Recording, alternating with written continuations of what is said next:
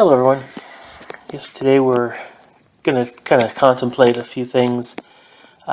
Over here in the States, we have what's called Memorial Day. It's kind of time to remember those who paid the ultimate price for securing the freedoms that we enjoy.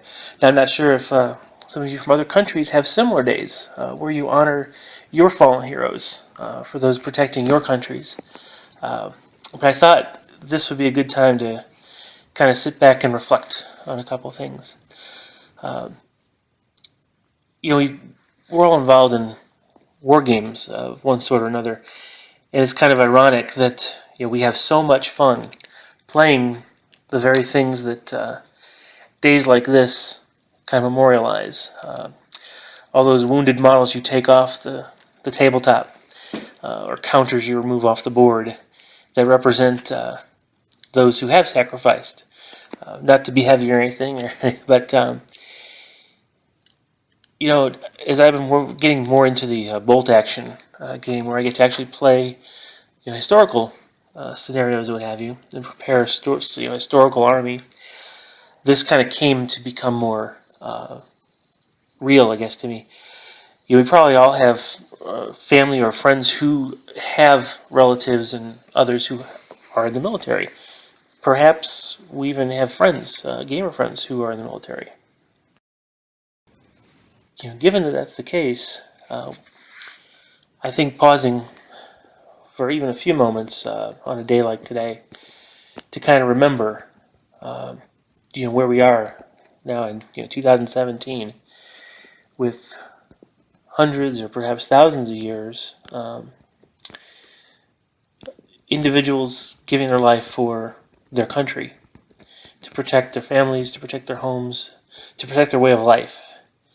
And sometimes, it's with, not all of them have necessarily died. In the case, we should also consider on days like this those who have had any type of impact from serving their country in this way. I've had quite a few friends of mine who have been involved in the military, and they carry all kind of wounds, physical to emotional, and that's a burden they have to carry and that is their sacrifice for our good. I think that today is a good time to honor them for that. One of the things I wanted to do today is kind of share almost a poem that kind of inspired some of this Memorial Day kind of stuff. It was written by a Canadian soldier by the name of John McCrae. He was a major at the time, World War One, and he wrote this after a friend of his died in May of 1915, and it's called "In Flanders Fields." And it essentially established the poppy as kind of the flower to signify memory, memorials of the fallen. And it's kind of very fitting, especially given the fact that the poppies would bloom across the battlefields where all those men had made the ultimate sacrifice. Regardless of what you think about various battles or wars or what have you, our politics doesn't matter on days like this. It just doesn't matter. The fact is, individuals fought for what they believed in. I'm not talking mercenaries who fought for hire, but people gave their lives for something they believed in.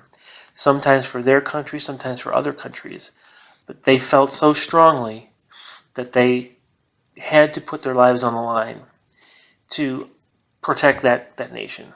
And again, regardless of our politics, we really should just throw that stuff aside and honor those who did give that sacrifice. So,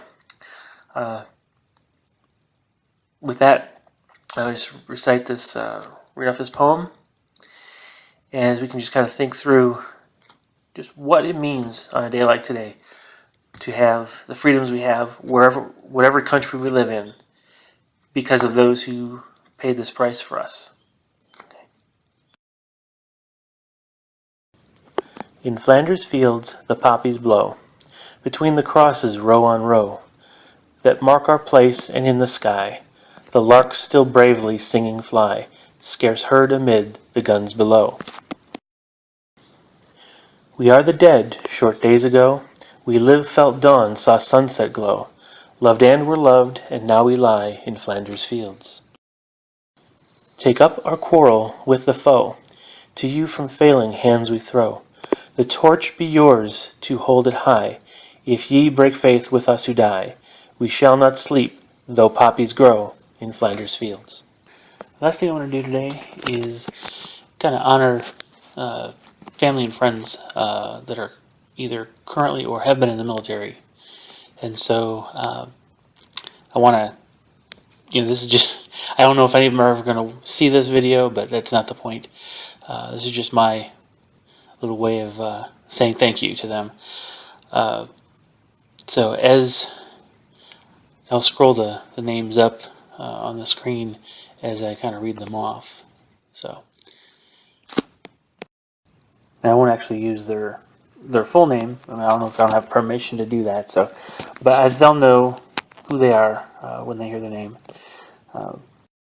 Dad, he inspires my son and makes me proud of my heritage. My cousin Rich, whom I looked up to when I was young. Ken, a scout leader from way back who made me appreciate and respect the Vietnam War. Mike, he owns a local game store and puts the friendly in friendly local game store. Steve, though gruff, he's a loving dad and a real encouragement to new players. Jake, an amazingly talented yet humble sculptor and artist.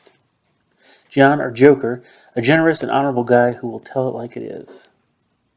Dave, a very gentle man with a love of stop action, a nicer gamer you'll not likely meet. My son's friend Sean, Sarge was his nickname long before he joined the armed forces. Phil, my best help and second best encouragement in my current scout troop. And Mel, the train tutor, a man whose family is first and has a true heart of a teacher. And finally, Inquisitor Jones, a plain-spoken modeler who inspires me not to take myself so seriously that I should fear failure. Now, I'm sorry if I missed anybody. These are just the names that I kind of felt like I should put in this particular video. So, with that, happy Memorial Day, everybody. Bye-bye.